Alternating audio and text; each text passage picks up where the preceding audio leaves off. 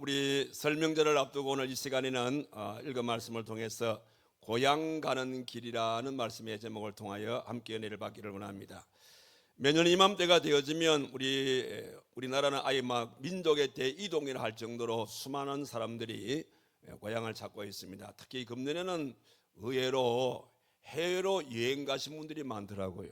어제 저녁에 뉴스를 들어보니까 이번 설명절을 통해서 해외로 나가시는 분이 240만 명 가까이 된다. 엄청 많이 나가요. 그래서 많은 분들이 이렇게 해외 여행도 가시기도 하시고 1,000만 명이 넘는 분들이 또 고향을 다녀오게 되어지는 이런 정말 민족의 대이동이라 할 정도의 이런 귀한 명절이 이제 다가왔습니다. 그런데 이렇게 명절 때가 되어지면 왜 많은 사람들이 이렇게 힘든 그런 과정을 겪으면서까지라도 고향을 꼭 다녀오려고 하는가? 그 이유를 제가 알아보니까 대부분 그런 것 같아요. 고향 그러면 고향이란 것은 어머니의 품과 같은 곳이기 때문에 그래서 유독히 명절 때에 고향을 찾지 않은가 이렇게 생각이 되어지고, 또 실제적으로 아직도 부모님이 살아계시는 그런 가정들, 특히 부모님들께서 고향에 계시는 그런 가정들은 이번 참에 부모님한테 한번 세배도 드리고 해서 한번 고향을 찾으려고 애를 쓰는 그런 분도 있고, 또 이 명절 때가 되어지면 또 우리가 서로 흩어졌던 우리 형제 자매들을 만날 수가 있고, 또 옛날 우리 중마고고 친구들도 만날 수도 있고, 이런저런 이유 때문에 이렇게 명절 때가 되어지면 힘이 들더라도 고향을 꼭 방문하려고 이렇게 애를 쓰는 것을 볼 수가 있습니다. 그런데 이 고향을 찾는 것은 우리 사람들만 고향을 찾는 것이 아니라 이 짐승들도 보게 되어지면 그 짐승들에게는 그런 게 있습니다. 이 기소 본능이라는 그런 게 있어요. 이 기소 본능이라는 것은 자기 집이나 자기 동굴로 가려는 이런 이제 그 생활이 습관이 있는 겁니다. 예를 들면은 비둘기 같은 이런 또 새라든지 우리 개 같은 이 부분도 보면 개도 보면 자기 고향을 찾으려는 그런 것이 있어요. 특히 호랑이라든지 이 코끼리 같은 그런 큰 동물들은 꼭 죽을 때가 되어지면 자기가 태어났던 그 동굴에 들어가서 마지막을 맞게 된다는 그런 얘기도 있습니다. 그런가 하면 특별히 이 연어라는 이 물고기 있지 않습니까? 이 연어라는 이 물고기는 원래 이 연어라는 물고기는 미물에서 자란 고기 아닙니까? 미물에서 자란 고기인데 미물에서 자란 이 고기가 이제 바다로 방출을 하게 되었습니다. 그러면 이제 이 연어가 이제 쭉 살다가 특별히 이제 연어가 이 산란기라 그러면 9월부터 1월 사이 요 시기를 연어의 산란기라 그러는데, 연어가 이 산란기가 되어지면 태평양을 횡단해서라도 자기가 방출되어진 그 강가로 오게 된다는 거예요. 강에 와가지고 거기에서 산란을 하고 그리고 거기에서 죽게 되어지는, 이것이 바로 연어의 일생이라 그렇게 볼 수가 있습니다. 이와 같이 이렇게 이 짐승들, 이 미물의 이 고기들까지라도 자기의 고향을 찾으려는 이런 기소 본능이 있다는 것이죠. 자, 그렇다면 오늘 우리 성도들도 우리가 영원히 가야 할 우리의 영원한 본향이 있다는 것을 아시기를 바랍니다. 그래서 사도 바울은 그 영원한 우리의 고향, 우리의 영원한 본향을 일컬어서 빌립보서 3장 20절의 말씀 보니까 오직 우리의 시민권은 하늘에 있는 것이라 이렇게 말씀을 했고, 또 골로새서 3장 1절에도 보니까 그러므로 너희가 그리스도와 함께 다시 살리심을 받았으면 위의 것을 찾으라. 거기는 그리스도께서 하나님 우편에 앉아 계시느니라. 이렇게 말씀하시면서 우리의 본향을 말씀을 했고, 아예 히브리서 11장 16절의 말씀에는 저희가 이제는 더 나은 본향을 사모하노니 곧 하늘에 있는 것이라 이렇게 말씀하면서 우리 성도들이 가야 할 영원한 고향, 우리의 영원한 본향은 바로 하나님의 나라 천국이라는 사실을 그렇게 말씀해 주고 있음을 보게 되었습니다. 그래서 오늘 이 자리에 오신 여러분들, 우리 이 설 명절을 앞두고 우리가 육신적으로는 우리의 태어난 고향, 우리의 고향을 찾겠지만은 우리는 영적으로 영적으로 우리의 고향, 우리의 영원한 본향은 바로 이 땅이 아닌 하나님의 나라 천국이라는 사실을 기억을 하시고 설명절을 통해서 우리의 영원한 본향도 한번 생각해 볼 수 있는 그런 귀한 명절이 되었으면 좋겠어요. 자, 그러면 우리의 영원한 본향은 어떻게 갈 수가 있을까?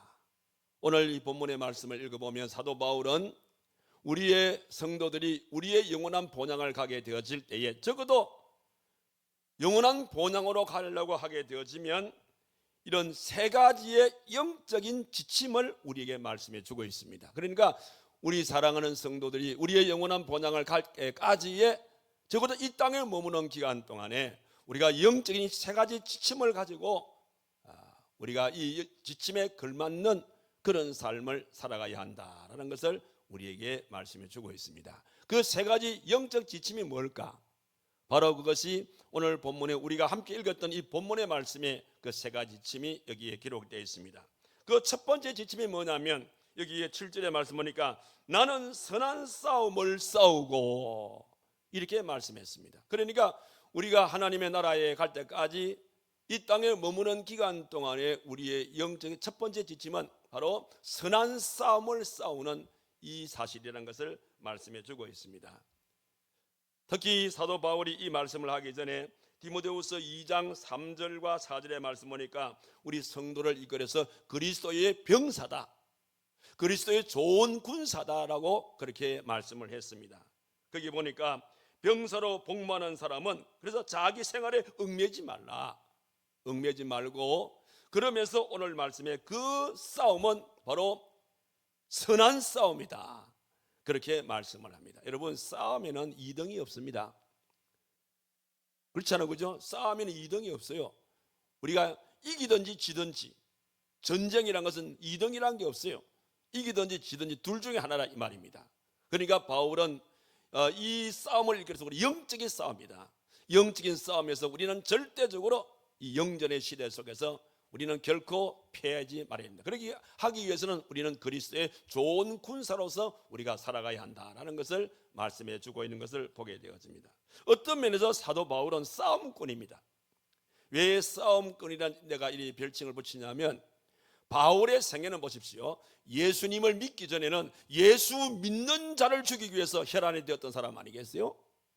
그래서 그는 이 군사를 이끌고 예수 믿는 사람자들이 다메섹에서 머물러 있다는 그 정보를 입수를 하고, 그래서 이 그 병사를 이끌고 다메섹에 있는 예수 믿는 자를 죽이기 위해서, 잡아서 죽이기 위해서 그렇게 혈안이 되어서 갔다가 다메섹 도상에서 예수님을 빛 가운데 만나서 결국은 완전히 이제 그가 변화되어져서 사울이 바울 되어지고, 그리고 아라비아 강야에서 3년 넘게 그가 하나님 앞에 깊이 회개하고 재무장해서, 그래서 그의 남은 그때부터 그의 남은 모든 생애는 이제는 예수 믿는 자를 죽이기 위해서 혈안되어 있는 것이 아니라 이런 예수님의 좋은 군사로서, 그래서 영전의 시대 속에서 사탄 마귀와의 싸움에서 나는 기필고 승리해야겠다는 그런 마음을 가지고 평생 동안 영적 싸움에서 선한 하나님의 좋은 군사로서 한 생애를 바쳤던 것을 우리는 알 수가 있습니다.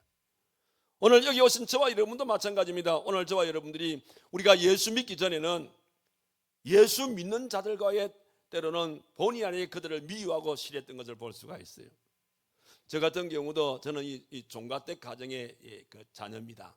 그러다 보니까 우리 가정에는 옛날에 보니까 종가댁이 되다 보니까 제사가 참 많았어요.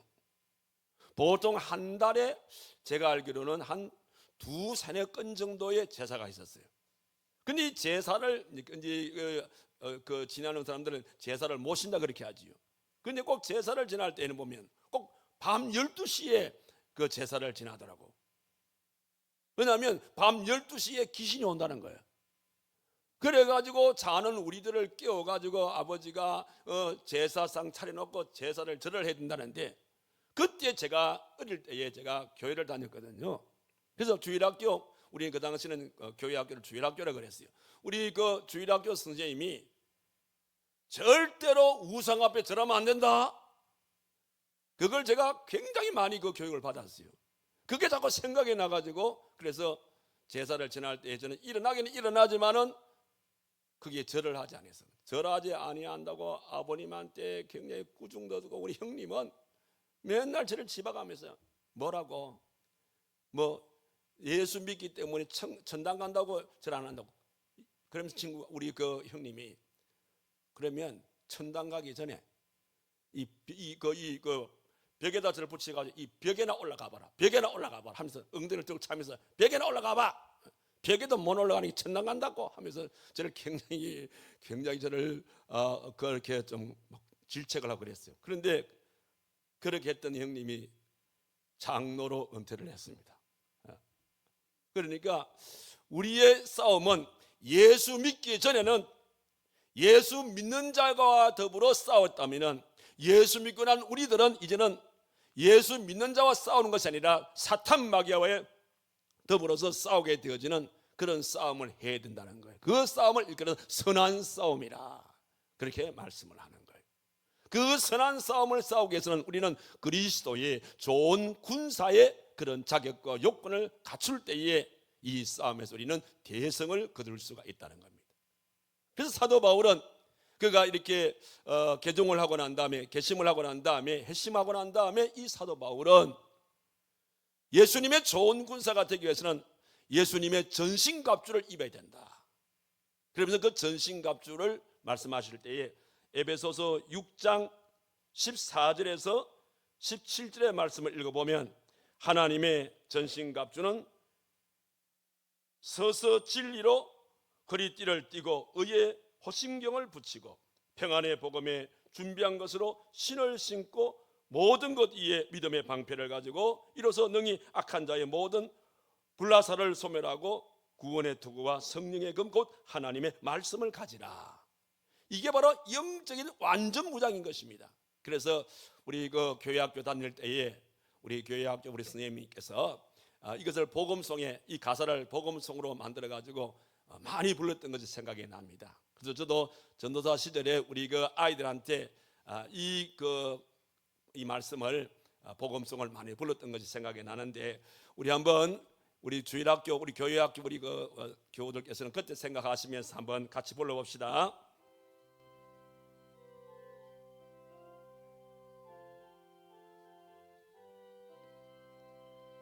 서서 진리 띠를 띠고 어의 흉배 붙이고 평안의 복음에 신신고 믿음의 방패 갖고 구원의 투구 서고 성령의 금 가지면 악한 마귀 우리에게 덤벼들지 못하리. 우리 이 곡을 많이 불렀어요. 여러분 기억이 납니까? 네, 그래서 주일학교 우리 모일 때마다 이 찬송을 통해서 우리는 십자가의 군사들이다. 그래서 하나님의 전신갑주를 몸에 취하고 어떤 사악한 영이 우리에게 유혹한다 하더라도 우리는 능히 이겨야 된다. 그렇게 우리 주일학교 때 많이 교육을 받은 것이 생각이 납니다. 그래서 사도 바울은 고린도후서 10장 4절에서도 말씀을 합니다. 그래서 우리의 싸우는 무기는 육신에 속한 것이 아니고 오직 어떤 견고한 진도 무너뜨릴 수 있는 하나님의 능력이다. 그래서 하나님의 이 능력의 갑옷을 입을 때에 어떤 사탄의 계계라도 우리는 능히 이길 수가 있다라고 그렇게 우리는 배웠습니다. 자, 그렇다면 우리의 진정한 적이 뭘까? 우리의 진정한 적은 누구일까? 우리의 가장 큰 적은 뭐니 해도 나 자신입니다. 내 자신이 어떤 면에서 나의 가장 큰 적이 될 수가 있다는 것이죠. 왜냐하면 우리의 사람의 마음 속에는 두 가지의 내가 존재하기 때문입니다. 어떤 존재가 우리 속에 존재하면 바로 주체라는 나 자신이 존재하는가 하면 객체라는 나 자신도 있다는 것이에요. 다시 말씀을 드리면 새 사람과 옛 사람이 늘 우리 마음속에 공존하고 있다는 것입니다. 늘 그래서 새 사람과 옛 사람이 예수 믿기 전에 우리의 나와 예수 믿고 난 이후의 나가 늘 우리 마음에서 늘 싸움을 한다는 것입니다. 그래서 사도 바울도 이 일을 일컬어서 로마서 7장 24절의 말씀 보니까 그 싸움을 통해서 그는 고백하기를 오호라 나는 공고한 사람이로다. 이 사망의 몸에서 누가 나를 건져내랴. 이렇게 고백을 했고, 또 고린도전서 9장 27절의 말씀 보니까 내가 내 몸을 쳐 복종케 하면 내가 남에게 전파한 후에 자신이 도리어 버림을 당할까 두려함이라. 이렇게 말씀을 하면서 끊임없는 나의 주체인 나와 객체인 나의 싸움, 새 사람의 나와 옛 사람의 나의 싸움을 바울은 그렇게 필요하고 있는 것을 보게 되었습니다. 그래서 우리는 항상 가장 큰 적은 바로 나 자신이라는 것을 기억하시고 항상 내 속에 새 사람 되어진 나를 더욱더 이제 견고하게 세워갈 수 있는 우리가 되어야 된다는 것이죠. 뿐만 아니라 또 우리의 또 새로운 적은 누구냐면 세속적인 유혹과의 싸움인 것입니다. 우리의 생활 속에는 끊임없이 세속과의 이 싸움이 이어진다는 것을 잊지 마시기 바랍니다. 이를테면은 우리는 명예와의 싸움, 물질과의 싸움, 권력과의 싸움, 또 육신의 정욕과 또 안목의 정욕과 이생의 자랑과의 이런 싸움이 끊임없이 우리의 삶 속에는 이어지고 있다는 것을 잊지 마시기 바랍니다. 특별히 이제 이번 주 수요일 우리 고유명절인 설날을 맞게 되어지면 우리 온 가족이 다 믿지 않는 이렇게 짱믿음을 가지고 있는 성도들의 가정은 아마 틀림없이 이 우상 숭배 때문에 조상 앞에 절하는 이 문제 때문에 굉장히 갈등이 많을 줄 믿습니다. 이런 싸움이 우리들에게 늘 이어진다는 거예요. 그러나 분명한 사실은 적어도 천국을 본향 삼고 나가는 우리 성도들이 이 땅에 어떤 싸움이 내게 도전한다 하더라도 그것이 영적 싸움이라면 절대적으로 이 영적 싸움에서 사탄 마귀에 지는 그런 삶을 살아서는 안 된다는 사실입니다. 오늘 사도 바울은 그런 맥락에서 우리가 천국 가기까지 우리 성도들이 이 땅에 머물면서 우리의 신앙의 지침서 가운데 첫 번째가 바로 선한 싸움을 싸워서 반드시 이겨야 된다라는 것을 첫 번째 지침으로 우리에게 주신 말씀인 겁니다. 그런 연고로 이번 설 명절을 통해서 여러분들이 고향길을 찾을 때에 육의 고향뿐만 아니라 영적인 고향을 생각할 때에 하나님께서 영적인 우리의 본향 천국 가기까지 이 땅에 머무는 기간 동안 어떤 싸움이라도 이 선한 싸움에서는 반드시 승리해야 한다는 것을 말씀해 주셨다라는 것을 기억하면서 고향을 다녀오시는 여러분 되시기를 바랍니다. 그 다음에 또 한 가지는 무엇인가 하면은 이 땅에 머무는 기간 동안에 우리가 지킬 두 번째 지침은 나의 달려갈 길을 힘차게 달려가서 그 달려갈 길을 마치라, 이렇게 말씀을 하고 있습니다. 어디 그런 말씀이 나옵니까? 여기에 7절 중반절에 보니까 나의 달려갈 길을 마치고 이렇게 말씀을 했습니다. 자, 여러분, 사도 바울은 싸움도 잘해야겠지만은 신앙의 길도 잘 달려가야 한다고 그렇게 말씀을 하고 있습니다.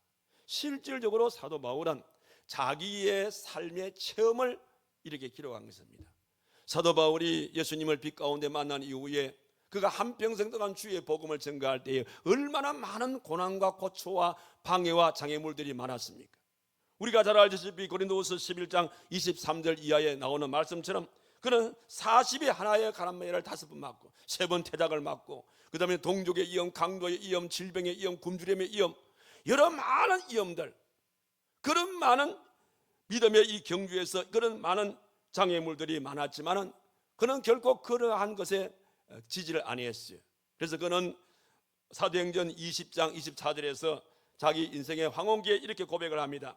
내가 달려갈 길과 주 예수께 받은 사명 곧 하나님의 은혜의 복음을 증언하는 일을 마치려 하면은 나의 생명조차 조금도 귀한 것으로 여기지 아니하노라, 이렇게 말씀하면서 이런 숱한 나에게 신앙의 경주에 장애의 요소들이 많았지만은 나는 걸려 넘어지지 아니하고 끝까지 이 신앙 경주에서 나는 완주했노라, 그렇게 고백하고 있음을 보게 되었습니다.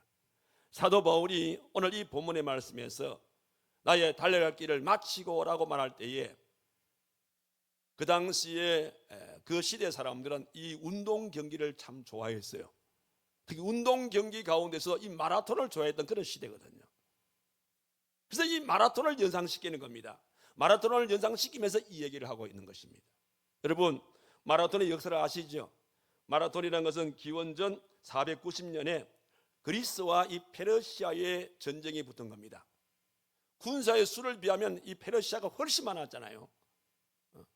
수적으로 적은 가운데서 이제 이 아테네 이 전력에서 이 전쟁이 일어났습니다. 그런데 의외로 그리스가 대승을 거두는 겁니다. 누가 봐도 그리스가 숫자적으로 너무 열세였는데도 불구하고 이길 수 없다, 우리는 질 것이다, 다들 그렇게 생각했었는데 대승을 거두게 됩니다. 그래서 이 사실을, 이 기쁜 소식을 빨리 이 왕에게 전가하기 위해서 이제 군사를 이제 왕에게 이 성전의 이 기쁜 소식을 이제 전하라고 그렇게 이제 보내게 됩니다.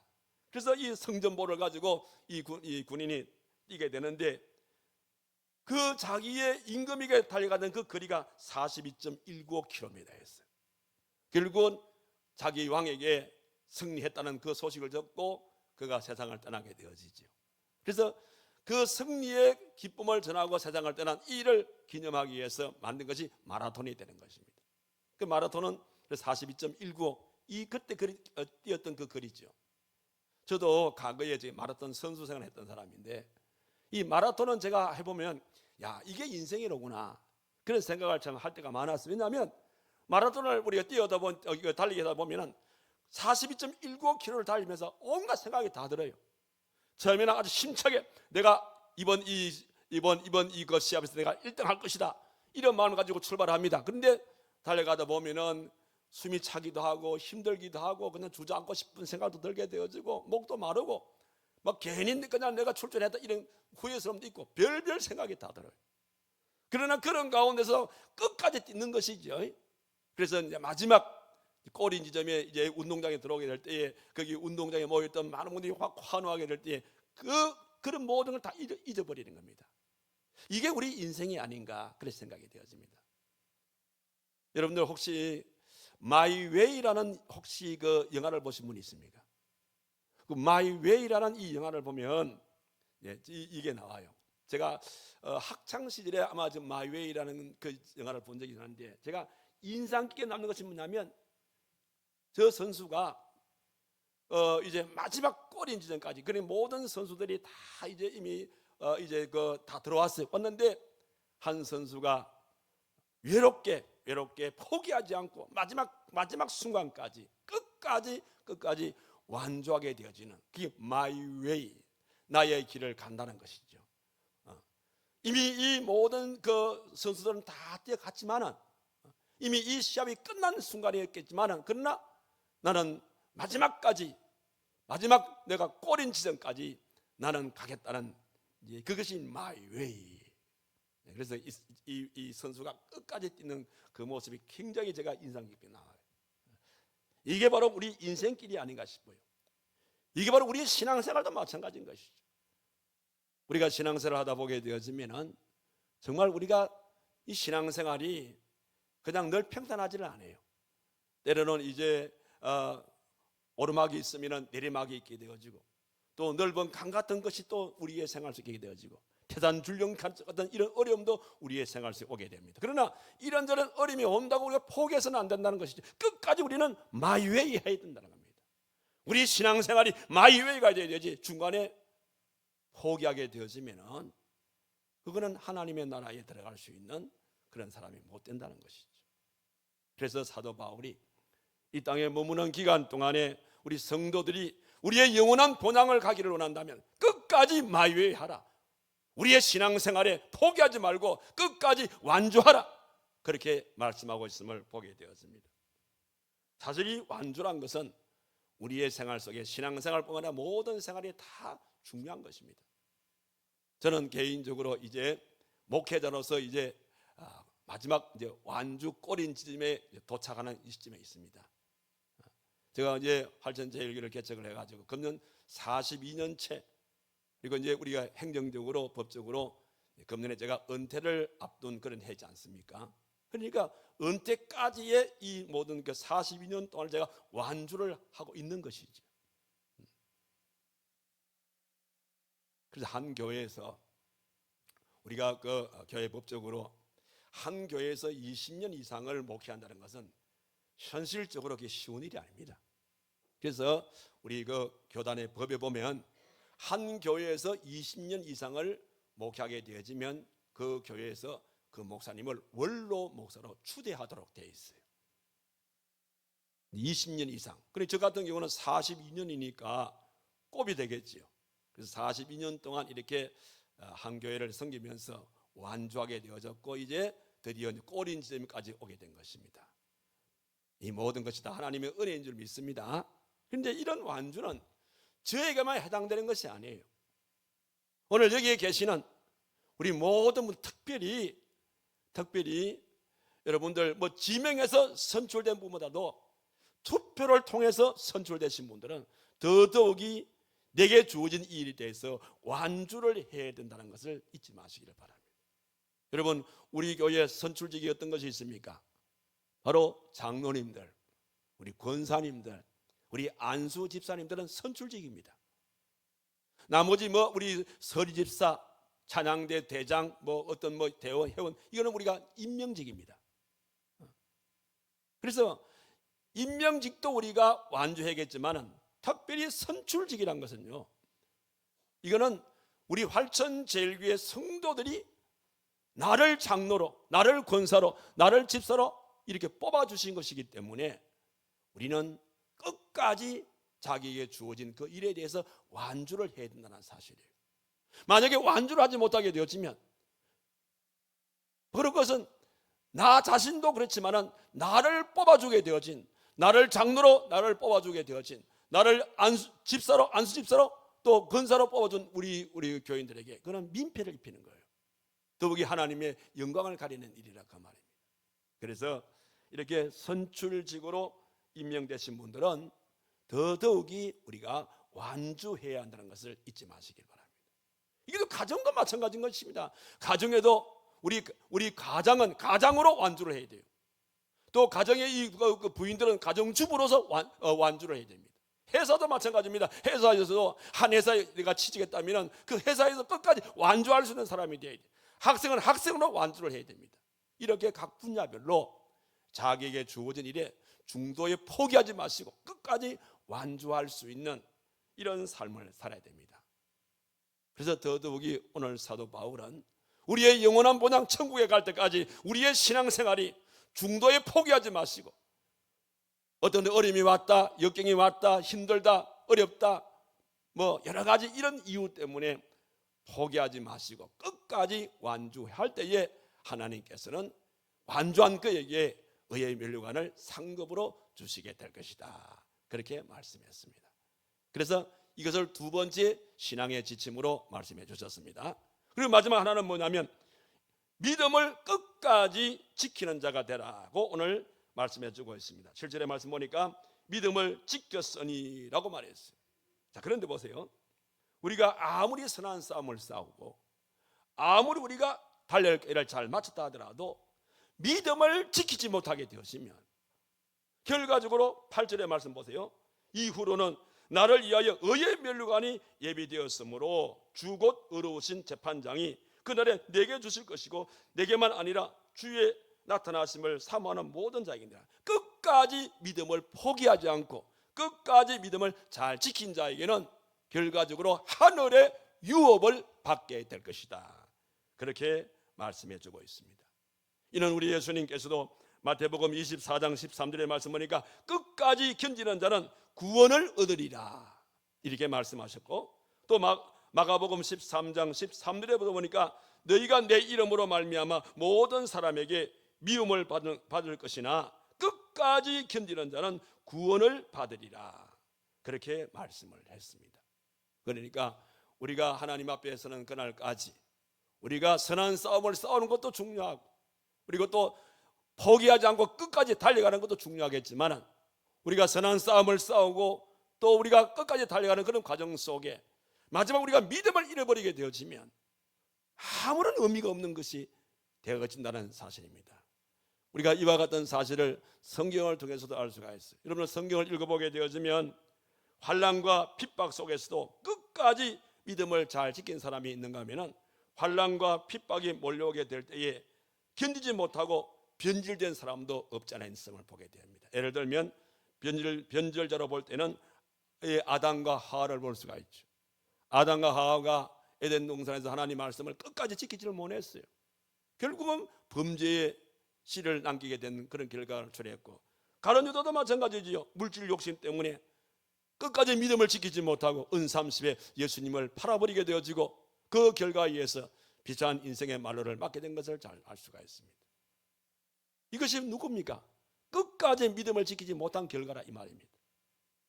그러나 끝까지 믿음을 잘 지킨 자가 나옵니다. 예를 들면 아브라함이라든지 욥이라든지, 또 이제 우리가 잘 아는 이 요셉이라든지 야곱이라든지, 오늘 본문에 나오는 사도 바울 같은 이런 모든 사람들은 여러 가지 많은 어려움과 고난과 고초가 따랐지만은 그들은 끝까지 믿음을 포기하지 않고 믿음을 끝까지 잘 지켰던, 그래서 믿음의 승리자가 되었던 것을 우리는 너무나도 잘 알 수가 있습니다. 그래서 저와 여러분들이 우리의 영원한 본향 하나님의 나라에 이르기까지 우리가 끝까지 믿음을 잘 지키는 자가 되어야 돼요. 자, 그러면 우리가 끝까지 믿음을 잘 지키려면 적어도 세 가지의 방법을 여러분들이 잘 숙지를 해야 됩니다. 어떻게 하면 우리가 믿음을 끝까지 잘 지킬 수가 있을까? 그 첫 번째는 뭐냐면 예배를 귀하게 여길 줄 알아야 돼요. 우리 모든 성도들이 예배를 귀하게 여길 줄 알게 될 때에 믿음을 지킬 수가 있다는 것이죠. 그래서 히브리서 10장 25절의 말씀 보니까 모이기를 피하는 어떤 사람들의 습관과 같이 하지 말라 이렇게 말씀하셨고, 사도행전 2장 46절의 말씀 보니까 날마다 마음을 같이하여 성전에 모이기를 힘쓰라 이렇게 말씀했어요. 자, 그러면 구체적으로 오늘 우리의 현실을 봅시다. 여러분들, 우리가 1년 동안 하나님 앞에 공식적으로 우리 성도들이 모여서 예배를 드리는 것이 주일날 예배를 드린답니까? 그러면 1년이 52주입니다. 그래서 낮 시간 52주, 밤 시간 52주, 그리고 공식적으로 우리 수요 예배를 드리거든요. 그 수요일까지 합치게 되어지면 1년 동안 우리 교회가 공식적으로 모이는 숫자가 새벽기도 빼고도 약 156번 됩니다. 그럼 156번 같으면 우리가 예배를 귀하게 여기는 사람 같으면 적어도 사회적으로도 우리가 어떤 문제를 결정할 때라든지 어떤 시험에 어떤 합격선을 말할 때라든지 할 때 보면 보통 3분의 2를 얘기하거든요. 3분의 2의 그 안에 들면 잘했다, 우리는 이렇게 이야기하지 않습니까? 그러니까 우리가 예배도 사회적으로도 잘했다는 것은 3분의 2를 이 정도를 감당했을 때에 잘했다는 말을 듣듯이 우리의 신앙생활도 마찬가지예요. 예배를 귀하게 여긴다는 건 적어도 3분의 2 정도, 그러니까 156회 가운데서 적어도 100회 이상을 우리가 출석할 때에 예배를 잘 드리는 사람들이라. 그런 사람들은 어떤 어려운 가운데서도 믿음을 포기하지 않는, 다시 말해서 믿음을 끝까지 지키는 이런 사람이라고 볼 수가 있습니다. 아무튼 여러분들이 마지막 순간까지 여러분들이 믿음을 잘 지키려면 예배를 귀하게 여길 줄 아는 사람이 되어야 돼요. 그리고 또 한 가지는 무엇인가 하면 내게 주어진 직무를 잘 감당해야 됩니다. 즉 자기에게 주어진 맡은 사명에 최선을 다하는 이런 아름다운 자세가 될 때에 이게 가능한 것입니다. 여러분, 앞서 말씀드린 대로 우리 하나님께서는 우리들에게 여러 많은 직분을 허락해 주셨어요. 특별히 여러분들 선출직에 해당되신 분들은 이거 꼭 명심하셔야 됩니다. 장로직이라든지 권사직이라든지 안수집사직이라든지 이런 모든 직은 우리 교인들이 여러분들을 뽑아준 일이기 때문에 내 한 사람 잘못으로 끝나지 않습니다. 내가 잘못하게 되어지면 나를 뽑아준 모든 사람들에게 거기에 민폐를 끼치는 그런 결과를 초래하는 거예요. 제가 그래서 여러분들에게 그런 말을 했죠. 특히 이렇게 선출직에 있는 사람들은 항상 자기 자신을 돌아볼 때에 차라리 신자되지 말고 역시 신자가 되라, 늘 그런 말 하지 않습니까? 무슨 뜻입니까? 차라리라는 것은 뭐냐면 나를 뽑아준 사람들에게 저럴 줄 알았으면 차라리 내가 안 뽑아주는 건데, 그런데 조금 부족한 것 같은데 그 사람 내가 뽑아줬는데 역시 잘하는구나, 역시 잘 뽑았어. 그래서 나를 뽑아준 사람에게 차라리 신자 되지 마라 이 말이에요. 나를 뽑아준 사람들에게 그 사람들의 마음에 역시 신자가 될 수 있는 이런 안도감을 줄 수 있는 그런 사람이 되라는 것입니다. 그럴 때에 그 사람이 믿음을 잃지 않는 사람이 된다는 거예요. 그래서 그런 차원에서 항상 자기에게 주어진 일에 대해서 내가 차라리 신자되지 아니하고 내가 역시 신자되기 원한다면 늘 주어진 그 일에 대해서 우리가 하나님 앞에서 늘 최선을 다해서 그 일을 감당해 갈 수 있는 여러분이 되시는 거예요. 그럴 때 우리의 믿음을 지킨다는 것이고, 마지막 하나는 무엇인가 하면 자기의 생활에 절제할 수 있는 사람이 되는 거예요. 고린도전서 9장 25절의 말씀 보니까 이기기를 다투는 자마다 모든 일에 절제를 한다 그랬어요. 그러니까 어떤 분들은 보게 되어지면은 명예심이나 탐심이나 이기심에 약한 분들이 있어요. 또 어떤 분들은 보면은 먹는데 약한 분들이 있어요. 먹는데 절제하지 못해가지고 결국은 자기 스스로의 신앙을 포기해버리는 분들이 있어요. 또 그런가 하면 말에 절제하지 못하는 분들, 특히 우리 믿음의 성도들이 그냥 내뱉던 그 말이 상대방에게 마음의 상처를 주는 이런 일들이 많잖아요. 그래서 적어도 나의 믿음을 끝까지 지키기를 원한다면 이런 차원에서 모든 생활에 절제할 수 있는 그런 신앙의 자세를 가질 때에 믿음을 끝까지 지킬 수가 있다는 겁니다. 오늘 사도 바울은 이렇게 우리의 영원한 본향 천국에 이를 때까지 이 땅에 머무는 기간 동안 우리 사랑하는 성도들이 이런 세 가지의 신앙의 지침을 가지고 살아가라는 겁니다. 정리를 합시다. 이 땅에 세 가지 지침 뭐라 그랬어요? 첫 번째는 선한 싸움을 싸우라. 두 번째는 나의 달려갈 길을 끝까지 완주해라. 세 번째는 달려갈 때에 믿음 잃지 않도록 끝까지 믿음을 잘 지키라는 것인데, 믿음을 지키는 방법은 첫째로 예배를 귀하게 여기라. 내게 주어진 일에 최선을 다하라. 나가서 모든 일에 절제할 수 있는 자세를 가져라. 이렇게 되어질 때에 결과적으로 이 지침을 잘 지킨 자이고, 그런 자가 우리의 영원한 본향 천국에 이르게 될 때에 오늘 8절에 나오는 말씀처럼 하나님께서 우리들에게 의의 면류관, 생명의 면류관을 예배해 놓았다가 그들에게 주게 되어진다는 사실입니다. 이게 영원한 본향을 향해서 달려가는 우리 모든 성도들의 이 땅에 머무는 기간 동안의 신앙의 지침이라는 것을 기억하시고 이 세 가지 지침을 잘 지켜서, 그래서 우리가 언젠가는 불언간에 주의 부름받는 순간이 올 텐데, 그때가 되어지면 하나님 나라에 임하게 될 때에 이 세 가지 지침을 잘 지킨 자에게 주시는 의의 면류관, 생명의 면류관을 상급으로 받을 수 있는 저와 여러분 되기를 주님의 이름으로 축원합니다. 기도합시다. 거룩하신 살아계신 하나님 아버지, 설명절을 앞두고 우리 사랑하는 성도들이 우리가 가야 할 영원한 고향, 영원한 본향이 천국에 이를 때까지 이 땅에 머무는 기간 동안 어떤 신앙의 지침을 가지고 살 것인지를 말씀을 조명하여 말씀하신 이 말씀을 오늘도 저들 살펴보게 하심을 너무나도 감사를 드립니다. 오늘 바울의 말씀처럼 이 땅에 머무는 기간 우리 모두는 선한 싸움을 잘 싸우게 하시고 나의 달려갈 길을 힘차게 끝까지 완주할 수 있는 믿음을 갖게 하시고, 나아갈 때에 어떤 경우에도 믿음 잃지 않고 끝까지 믿음을 잘 사수할 수 있는 저들의 삶이 되도록 도와주시되, 이 믿음을 지키기 위해서 예배를 귀하게 여기게 하시고 맡은 사명에 최선을 다하게 하시고 항상 생활 속에 절제의 삶을 통하여서 믿음을 잘 지켜서 신앙의 완주 속에 부름간에 주님 앞에 부름받는 순간에 올 때에 주 앞에 서는 그날에 이렇게 지침을 잘 지킨 자에게 허락하시는 의의 면류관, 생명의 면류관을 우리 모두가